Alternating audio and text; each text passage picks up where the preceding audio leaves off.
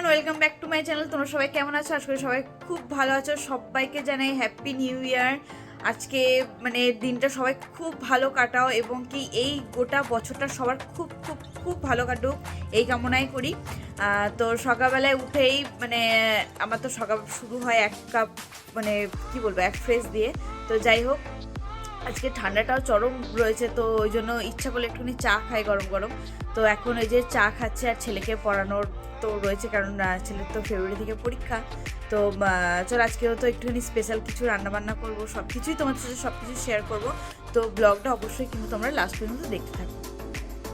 বন্ধুরা দেখো, আজকে তো 1 জানুয়ারি, তো আজকে মা যেটুকু যা ফুল পেয়েছে সেটুকুই সমস্ত কিছু সুন্দরভাবে সাজিয়ে দিয়েছে দেখো। আর এই যে আজকে ভোলে বাবা, আজকে সোমবার, তো এই যে ভোলে বাবাকে দুধ দিয়ে মা স্নান করে দিয়েছে খুব সুন্দরভাবে, নন্দীজি সমস্ত কিছু রয়েছে। তো দেখো এই যে বড় মার ফটোটা আমি এখানে রেখেছি। তো এই যে যেরকম যা পেরেছে, তো মা আজকে সুন্দরভাবে সাজিয়ে পুজো মায়ের আর কি অলরেডি হয়ে গেছে। তো আমি জাস্ট এই স্নান করে এলাম, এরপরে আমি রান্নাটা ঝটপট করে নিলাম। বন্ধুরা, তো স্নান টান করে রেডি হয়ে একদম আমি মানে রান্নাঘরে চলে এসেছি, কারণ তার মাঝে ভিডিও করাই হয়নি একদমই, কারণ কি প্রচণ্ড লেট হয়ে গেছে। তো আমার এদিকে চিকেনটা, তারপরে হচ্ছে আমার রুটি খাওয়ার জন্য রুটি বানাতে হবে, কারণ যেহেতু আমি এখন দুপুরবেলা ভাত খাই না, রুটি খাই। তো ঝটপট করে বানিয়ে ফেলি। তো আজকে একটা নতুন ধরনের মানে রুটি বানাচ্ছি, তো একটুখানি তোমাদের সাথে রেসিপিটা অবশ্যই শেয়ার করব। তো পালং শাক দিয়ে আজকে রুটি বানাবো, তো রেসিপিটা তোমরা শর্টসে পেয়ে যাবে।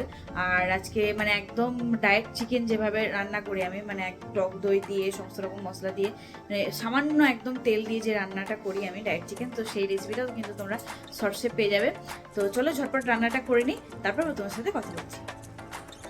তো এই যে দেখো বন্ধুরা, মানে একদম পুরোপুরি খাবার নিয়ে চলে এসেছি। এখানে আমার আর আমার ছেলের আছে, দুজনেই আমরা খাবো আজকে ছাদে বসে। তো এই যে দেখো, এই যে রুটিটা বানিয়েছি পালং শাকের রুটি, আর একদম ডায়েট চিকেন। দেখো মানে চিকেনের থেকে কতটা তেল বেরিয়েছে দেখো, শীতকাল যেহেতু। আর এই যে টক দই, আমি আর আমার ছেলে শীতকালে ছাদে রোদে বসে বসে খাবো। মানে সত্যি কথা বলতে শীতকালে ছাদে রোদে মানে বসে খেতেই কিন্তু মজাটাই আলাদা, মানে পিকনিক পিকনিক একটু লাগে। তো এই যে আমি আর আমার ছেলে খাবো, ও ভাতও খাবে, তো একটুখানি রুটি আর কি আমার সাথে খাওয়ার ইচ্ছা হচ্ছে, সেই জন্য রুটি খাবে একটুখানি।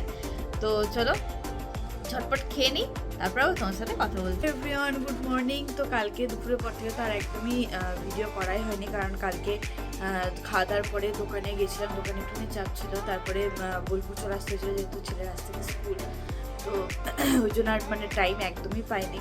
তারপরে এখানে এসে গোছানো করতে করতে রান্না করতে করতে টাইম শেষ, ওই জন্য আর একদমই ব্লগটা করতে পারিনি। তো ছেলেকে স্কুল পাঠিয়ে এখন এই যে বসে রয়েছে, একটু জানালাটা খুলে, এত ঠান্ডা মানে পড়েছে এই কদিন, মানে কি বলবো, প্রচণ্ড ঠান্ডা লাগছে।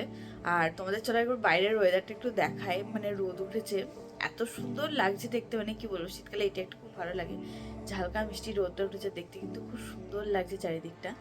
তো চলো আজকে সারাদিন কী করছি না করছি সব কিছু শেয়ার করো তোমার সাথে, তো ব্লগটা অবশ্যই দেখতে থাকো তোমরা।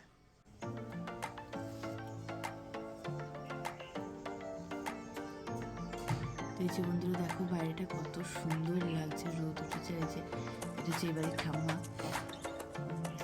এই যে দেখো আকাশটা পুরো পরিষ্কার, আকাশটা।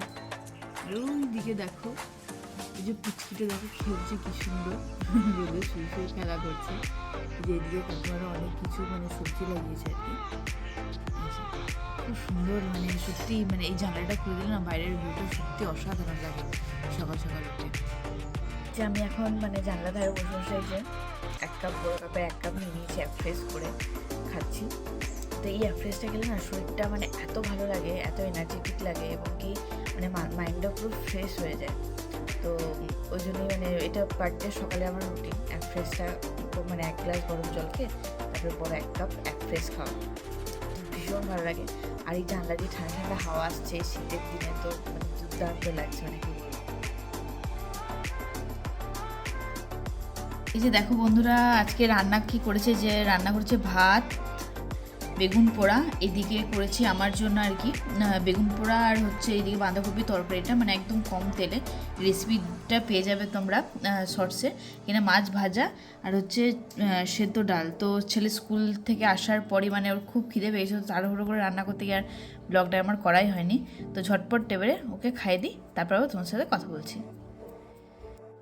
হ্যালো প্রিয়ান্ত, দুপুরের পর থেকে আমার ব্লগ করার মানে সত্যি কথা বলতে আর মানে একদমই সময়ই হয়নি। কারণ কি খেয়ে উঠতে উঠতে অনেক দেরি হয়ে গেছিলো। তারপর আমরা একটুখানি বসে গল্প করছিলাম, তো একটুখানি বাজারেও গেছিলাম, কারণ সন্ধে করবো না, ছেলেটা ঠান্ডা লেগে যাবে, ঠান্ডাটাও পড়েছে প্রচণ্ড। তো ওই জন্য একটুখানি দিন বেলাবেলেই ঘুরে এলাম, বাজার থেকে কিছু কেনাকাটি ছিল। তো চলো আজকের ব্লগটা তাহলে আর বেশি বড় করছি না, আজকের ব্লগটা এখানেই শেষ করছি। যদি আমার ব্লগের কোনো কিছু তোমাদের ভালো লেগে থাকে প্লিজ আমার চ্যানেলটিকে সাবস্ক্রাইব করে পাশে থেকো, আর অবশ্যই জানিও, কমেন্ট করো তোমাদের এই ব্লগগুলো কীরকম লাগছে।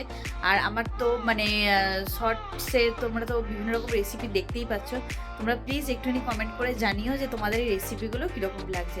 সবাই দেখছো কিন্তু অনেকজনে, আমি একটা দেখতে পাচ্ছি যে অনেকজনে কিন্তু সাবস্ক্রাইব করছো না, তো প্লিজ সাবস্ক্রাইব করে দিও আমার চ্যানেলটাকে যদি তোমাদের ভালো লেগে থাকে।